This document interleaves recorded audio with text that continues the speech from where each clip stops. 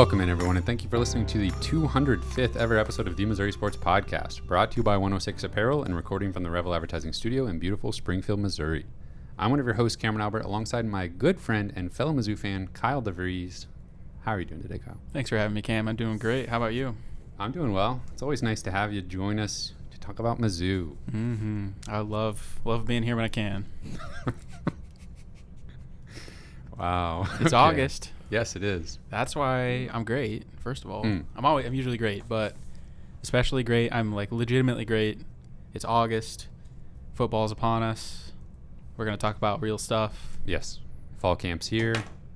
Practices have begun. There's position battles. There's coaches talking. It's almost time. It's almost time to preview the season, talk about the roster, all that stuff. So we'll get into it. We'll start talking about camp and everything. But before we do, don't forget to subscribe on YouTube. Leave us a review on the podcast platform that you listen to us on. And you can support us directly on Patreon, patreon.com/Missouri Sports Pod. And this is the time of year where I can tell everyone, send this, link this, share this with someone in your friend group or in your family that, you know, maybe a few months from now is going to be a little bit lost on what's going on with Mizzou football. When we jump out to a 4-0 start, and you know, you don't want your family and friends to be bandwagon fans. So get them tuned in now. We're going to preview the roster, the schedule, and everything. So this is the perfect time to jump on board, send this to someone. We all know the relative at like Thanksgiving or something that wants to engage in Mizzou talk with you, but they're just not. You're too deep in the culture. Yeah, you're too deep. They're not there. Yeah. And it just becomes a very surface level conversation. It's so awkward whenever, you know, your relative, your like kind of weird uncle is like. They don't even have to be weird. They don't even have to be weird. Just somebody, they're like trying to have a conversation with you. They know you're a Mizzou fan, but they don't understand like how much you love Mizzou and how much you know about it. Yes. And so you're just kind of like, they say something like really dumb, and you're just like, yeah, I don't know about that, but we'll see. You know, you do one of those. Yeah. You don't want to break it to them. Well, yeah. Let that person be educated. Yes. Get them in early, and then you can have an actual meaningful conversation with them at Thanksgiving. Kyle, I want to start with you did a poll on Twitter about wide receivers. Yes. I don't know. I just want to start with that. Yes. I'm afraid I'll forget. Absolutely. Let me tell you the results after I tell you the question. Okay. Okay. So I'm just trying to get a little discussion going. Let's start thinking about what's going to happen. You know, we don't know who's going to step up. Somebody just has to.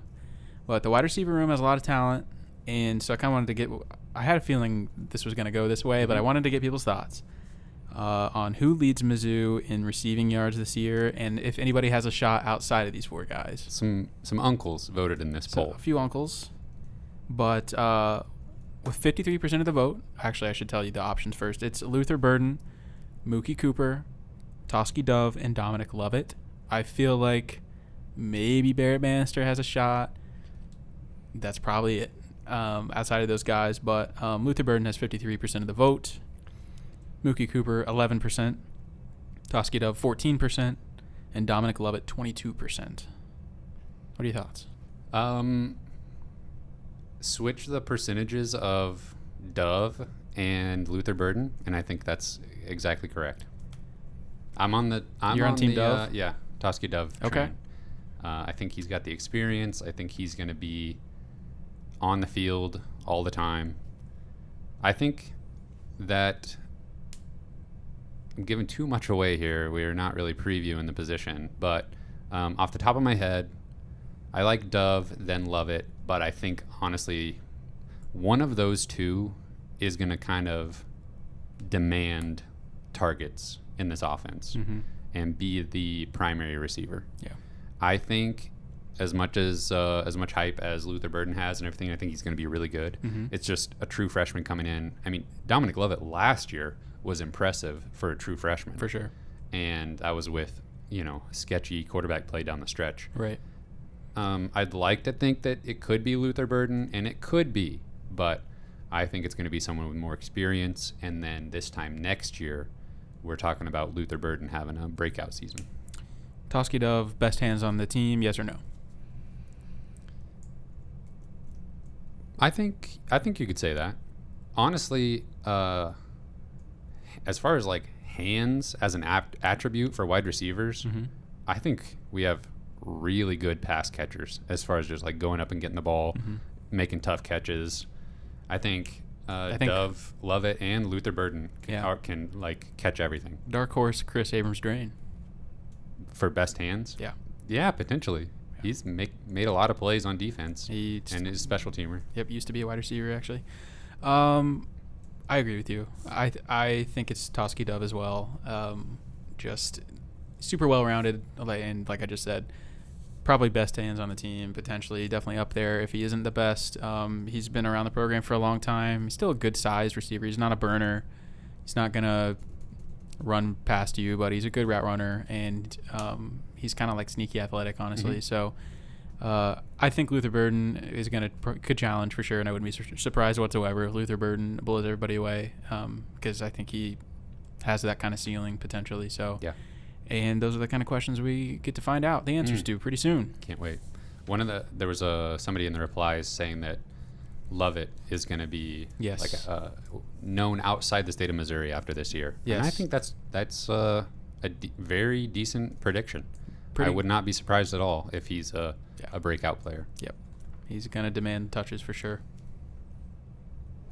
Going back to some responses and stuff from our last couple episodes, we had quite a bit of engagement from the listeners and viewers, so I wanted to touch on some of that. Going back 2 weeks ago when we did our ideal Mizzou football season, we were talking about how it's kind of tough to figure out what, if you do a non-Power 5 team, who would you choose? And I went with Missouri State just for fun. Mm-hmm. And Shannon Kirk on YouTube said he suggested Northwest Missouri State, the D2 school, the D2 powerhouse. Powerhouse for sure. Yeah. And that would be interesting. I mean, I don't think they could hang with any Power 5 team in college football. Yeah. It would be an absolute disaster if that was even a close game.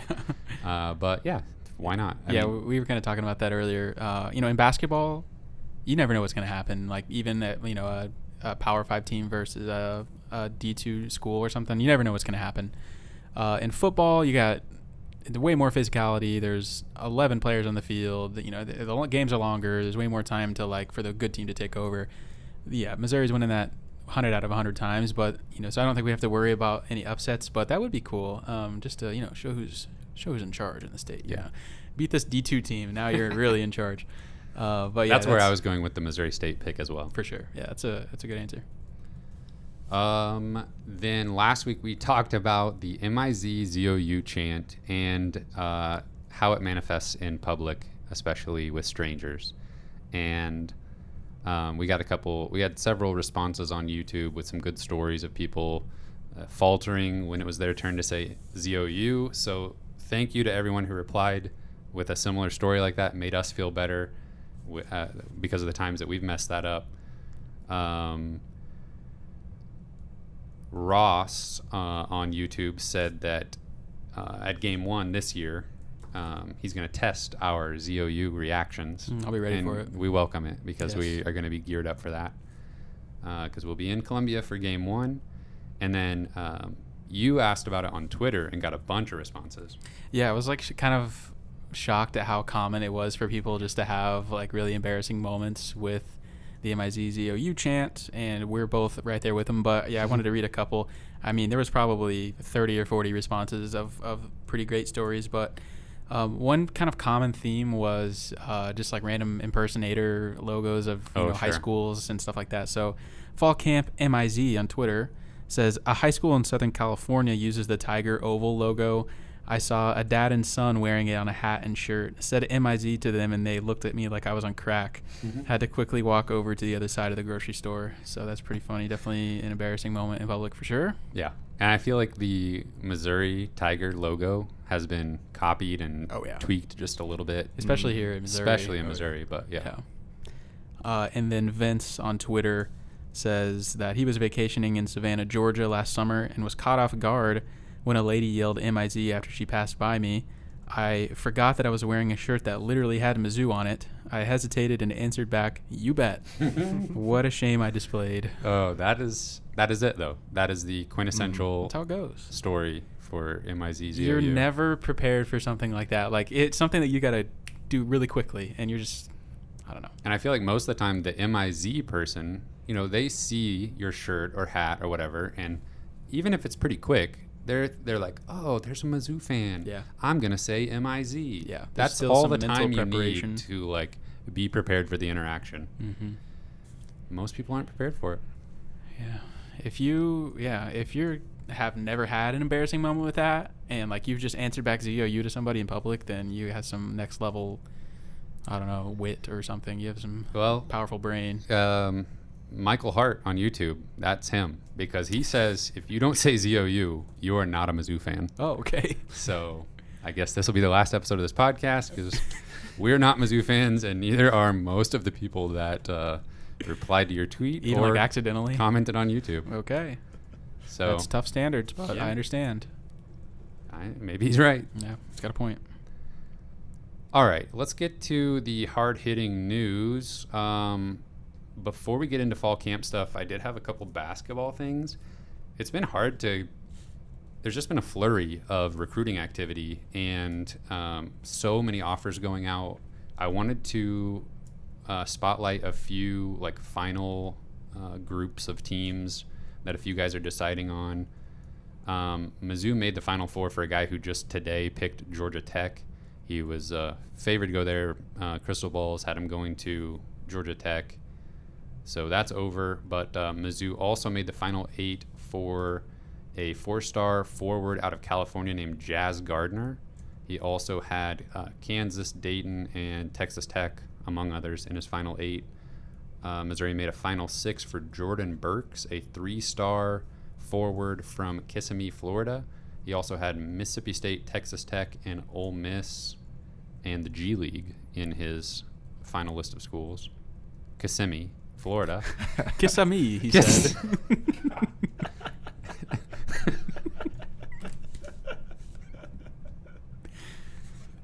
I almost was going to let it slide, but I just had to say something. And I looked at you right when you were like giving him a look.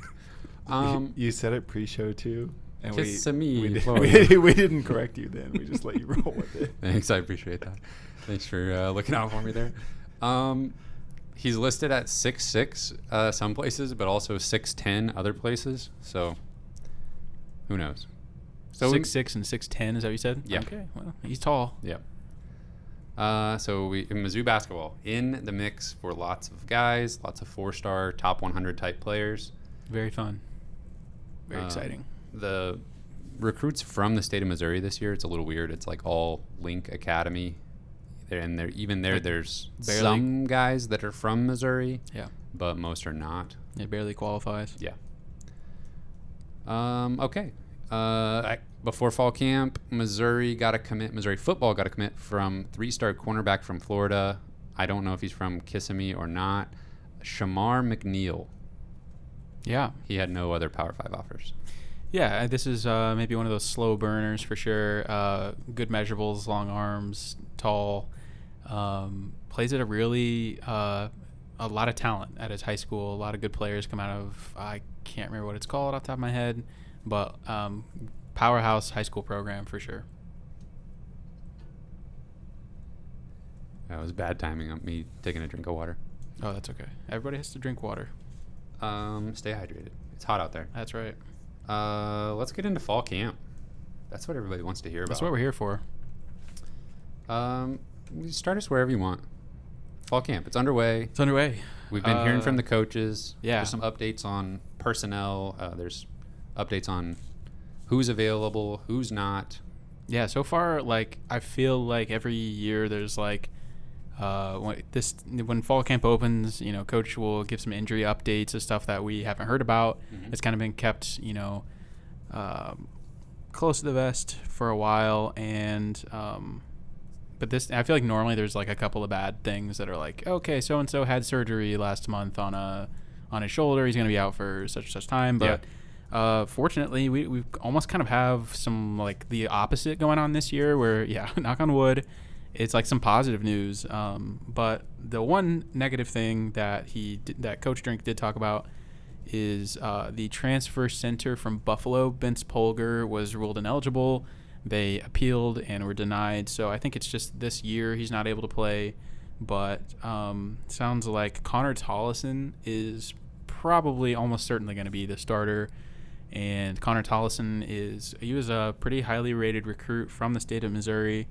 I think he's just a redshirt freshman potentially. He's really young. Obviously, you don't like to see this happen with Polgar, considering there's a good chance he was going to win the job this year and, provides that experience. But in a weird way, you almost kind of like just to see the young, talented guy win the job this early in his career, and he's probably got that locked down for 4 years potentially. Coach did mention Drake Heismeyer potentially as in competition for that spot. Yep. I'm making a formal prediction that's Tollison, but Heismeyer will definitely be in there for sure. All right, give us some good news then. Okay, so injury related, there's no restrictions for Isaac Thompson. He tore his ACL last fall, missed pretty much all of his senior season, but it looks like he's not wearing a brace or anything like that on his knee, and it's just going full go, so that's great. Still don't know, what if he's at 100% yet or not, but it sounds like he doesn't seem too worried about the injury and is putting it behind him. Another pretty good note is Hiron White was in uniform this week in practice, and we knew that he has kind of been struggling with injuries. He has kind of battled injuries on and off his entire career at Missouri, but is really talented when he's in there. Great offensive tackle. And I thought there was a chance that he could miss significant time with his shoulder injury this year, could potentially even miss the whole year. I think they even added some depth in the offseason just in case, but it looks like he is going to maybe still miss a little bit of time, but come back a lot sooner than maybe some of us thought. I've been definitely in my head, I've been concerned about depth at all along the offensive line. So we need everybody that we can have there. Okay, so a couple of like positional things. True freshman Jamarion Wayne is he came in as a wide receiver from Parkway West and high school in St. Louis. He is now going to be a safety, and I don't know if that's a long-term change, but it sounds like he's going to be playing safety this year at least. Coach did say this is a 1-year thing for now. They'll revisit it next year. Yeah. So super athletic guy. Honestly, man, I was excited for him to play wide receiver, but if he's going to help us at safety, then I'm all for that. He's 6'3", really athletic guy for sure. So he's kind of the Jalen Carlisle's build a little bit, like pretty tall, like big guy that can that's really athletic. He was 4-star recruit out of high school. Yeah. I think that maybe speaks to the depth. I mean, it definitely speaks to the depth at wide receiver that we have, and that's often a place. Obviously, wide receivers transitioning to defensive backs is more common than the other way around. Mm-hmm. But safety is definitely a spot where we don't have as much depth as wide receiver. Yeah, so, and you definitely want your defensive backs to be able to have good hands, like Chris Abrams-Drain. He's a huge threat in the defensive backfield because he will just pick you off. Like, he's a great athlete with good hands, knows what it's like to track down the ball, run routes and that kind of stuff. And Jamarion Wayne is no different. Yeah, I feel like if we had known he was going to be a safety all along, and we landed a 4-star in-state safety, I would be over the moon with that. Adding another wide receiver was not as special to me personally because we have so many wide receivers. Mm-hmm. But just changing that to a safety, I don't know, makes me excited for the future because stacking guys that are highly touted coming out of high school at positions of need is not something we've seen in the last 3 years. Yeah, it's kind of weird. Somehow those skill guys are less exciting almost than just give me that stud defensive end or something, or I don't know. Yeah. A positive note on Mookie Cooper. Coach Drinkwood said that he had one of the best summers on the team. That's great to hear. You love to hear that. Yes. And last thing, Definitely not important at all. Just a small quarterback note. Mm. Brady Cook and Tyler Macon have been running with the ones in practice, just at least to start off. So I don't know what that means. I'm assuming that still means that anybody can still win the job, but they're going to have to come and earn it. Yeah. So where we sit right now at quarterback is those two guys running with the ones. Sam Horn earned his jersey number. He'll be number 21 in college. He was 21 in high school. And Abraham does not have a number. He's still a walk-on, but is right there in the mix to win the starting job. Yeah. So it's going to be a long month of August while we wait. It's not very common that you have a quarterback battle with 4 players in the mix. Like, realistically, probably 3 players or maybe even 2, but legitimately they're saying any of these 4 guys can win it. And I feel like normally you're talking about position battles or quarterback battles. You're talking about 2 guys that are really close, and they're going at it. But we've got all 4. It's probably not a good thing, honestly, but we're just in a unique situation where any of those 4 guys are probably capable, and probably any of them could legitimately win the job. Yeah. And I feel like Tyler Macon is the guy that kind of gets forgot about a little bit, and probably is the least likely of the guys to win the job, maybe. But if all 4 of those guys played to the best of their ability, like played at their ceilings, like Sam Horn's probably the best, but Tyler Macon is easily top 2 of those 4 guys. Like, if they're playing at their ceiling, Tyler Macon is really, really good. Yeah, I went back and rewatched the spring game this week, specifically trying to compare Cook and Macon a little bit. And the first half, I thought Macon is like clearly 4th in this quarterback battle. I mean, he has to be, just based on how he looked in the first half of the spring game. And he was reverting to like a sidearm throw too often and just wasn't super accurate. But then in the second half, he was throwing the ball down, pushing the ball down the field more, was really accurate with some deep throws, throwing the ball over the middle accurately. And I was like, I don't know, maybe there is something here. Mm-hmm. And both quarterbacks threw an interception, I think, in the spring game and had moments where they didn't look that great. So it's going to be very interesting to see what happens. Yeah. We talk about it every week, but yeah. Well, that Georgia game last year, I mean, that's pretty much an impossible standard to compare them against, but I feel like they both had their moments against a literal NFL defense. Yeah. And so, Tyler Macon, I'm not sure he had ever seen a snap against like a non-FCS program before the Georgia game. Yeah. And he comes in again, they've got 10 NFL players on their starting defense, and he showed flashes in that game. Like, he was really fast, athletic, was checking down like when he needed to, and like at the end of the game, obviously not much to lose when you're down by 40 points at the end of the game, but he had some great like down the field throws to Toski Dove, and so I don't know, he's got a big arm and he can move really well. So I think I speak for a lot of the fan base when I say that there's worry that we will squander this elite receiving core with poor quarterback play. And I think that's kind of in the back of everybody's mind. And that's probably in the back of the coach's mind, too. They don't want to make the wrong call here. Coach Drink was asked in a press conference about playing 2 quarterbacks. Yep. And he, like he has been all along with any question about quarterbacks, was very non-committal and said, if we think playing 2 quarterbacks gives us the best chance to win, we will. If we think one guy gives us the best chance, we'll go with him. Yep.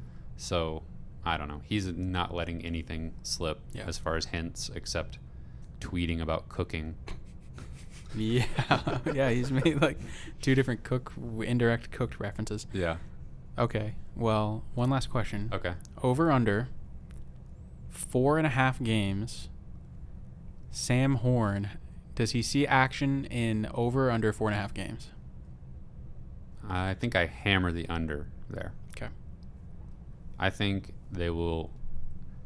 I think it would have to get really bad really quick for them to opt to burn his red shirt. Okay. I think they would love to get him in a little bit in blowouts, but retain the red shirt. And I think they would love to still into this season with the possibility of him starting 3 seasons and going pro, 4 seasons at Mizzou, if possible. Yep. Yeah, I think best case scenario, Brady Cook gets us to 7-8 wins this year. Sam Horn plays in 3 or 4 games and some blowouts and gets his feet under him, and we move forward with Sam Horn next year. I think that's probably what most Mizzou fans would You're gonna take. abandon Brady Cook if he wins 8 games this year? Yeah, I think so. I think so. Okay. That would be interesting. That's legitimately a scenario I haven't. Of all the moments that we have sat here thinking about this quarterback battle, that's honestly one situation I've not thought about. Is what if the quarterback that plays this year ends up being really good? Yeah. And what do we do next year? In an ultimate best case scenario, I think you're right. And then, Sam Horn is only in an ultimate best case scenario.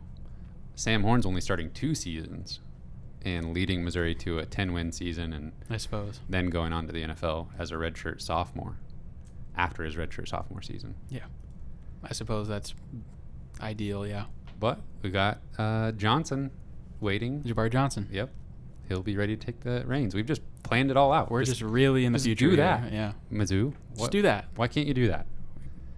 Everything will be fine.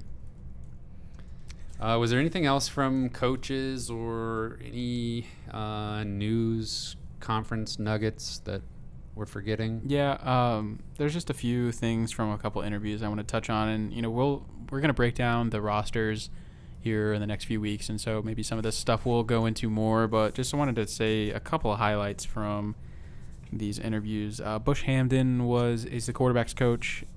Just keeping the theme of the quarterbacks here. Mm-hmm.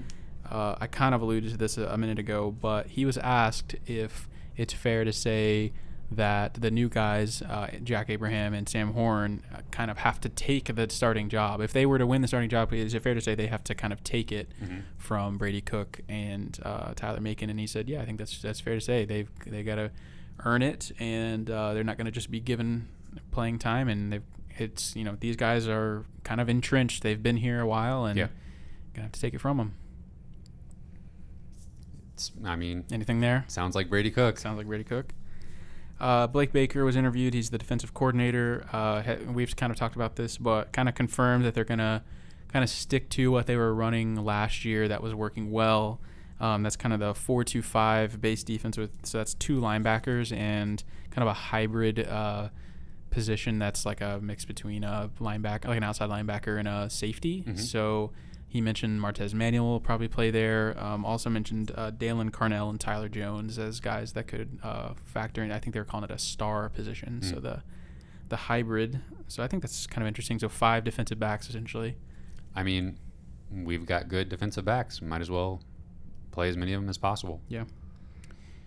And then, I think we probably could have told you this already, that last year, whenever the defense was imploding completely, that was not a talent issue. That was simply guys not understanding the scheme, not trusting each other, trying to, just not understanding their role within the defense. It sounds very simple, but every defensive player has a very specific role in every play.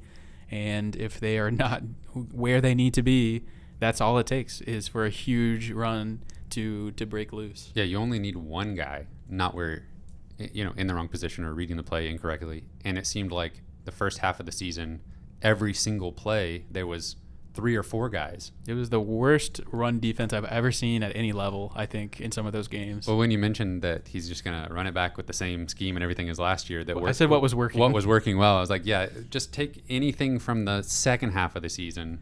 Yeah, clearly, these guys are talented players. They're not this bad talent-wise. They just mentally were not understanding where they needed to be at the right time, and it just took half the season for them to kind of understand where they needed to be and trust each other. The coaching staff, though, you can't afford to. That's a waste of half a season almost. Yeah, throwing the season away. Because if you have the second half defense all season long, we probably have 2 more wins. Easily. Yep. Yeah, that Boston College game, we almost won that, and we couldn't stop anything. Yeah. That's just one example. Yeah. Kentucky. Yeah. Same thing. Had some lucky bounces in that game, but yeah. Okay, that's pretty much it with some of those interviews. We'll dive into that stuff maybe more in a couple weeks and really talk about position battles and who's going to start and all that, and all who the sleepers and breakouts are going to be. I just wrote down like a couple of general observations from camp and some thoughts on how everything's going, just based on some quotes and that kind of stuff. But I just think Coach Drinkwitz has done a lot of introspection this off season, at least it seems like, and he realizes like some of his mistakes he made last year, and maybe not all of that is his fault with how the offense just completely broke down, in the second half of the year. But it just sounds like, he's taking the blame. He has said he wants to, make better play calls and that kind of stuff. But, he has made several specific references to wanting to be more explosive, literally referring to last year as them getting in a bunker mentality, just trying to get ahead and keep a lead and just losing leads like that. Just trying to... He called it outlast the other team. Yeah, just limp to the finish line. Yeah. And that's just, you can't have that mentality at this level of football. Yeah, I mean, thank goodness he's been able to reflect on that and make changes moving forward, because we talked about it several times last year during the season. Like, what is going on with this ultra conservative play calling where it looks like you have zero trust in your quarterbacks? Even the guy who we thought was the guy to start the season, Connor Bazelak, he played more like a normal quarterback most of the time, but still there was some questionable, just like scared acting play calling. Yeah. And then it got noticeably worse when Brady Cook or Tyler Macon came into the game. And then once we got behind, it was like impossible to catch up. Yeah.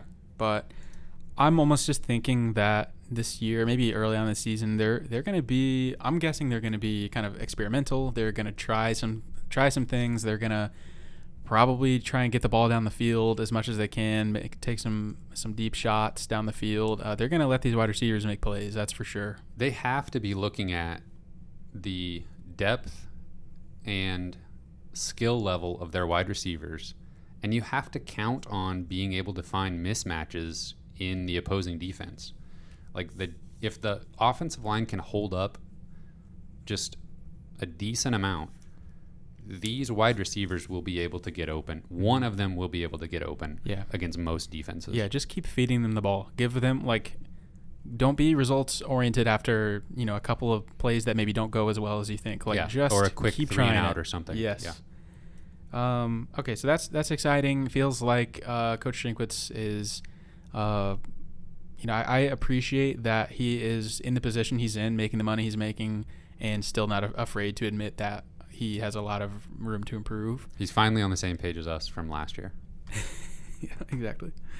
Okay, so one thing that it seems like guys in interviews have been pretty open about is that morale seems really high, and I know that's kind of like a classic summer, preseason thing, but I really think I'm buying into this. It seems like there were some problem guys in the locker room last year, and I'm just gonna say that flatly. There were some dudes that were causing issues and causing divisive situations in the locker room, and those guys are no longer there.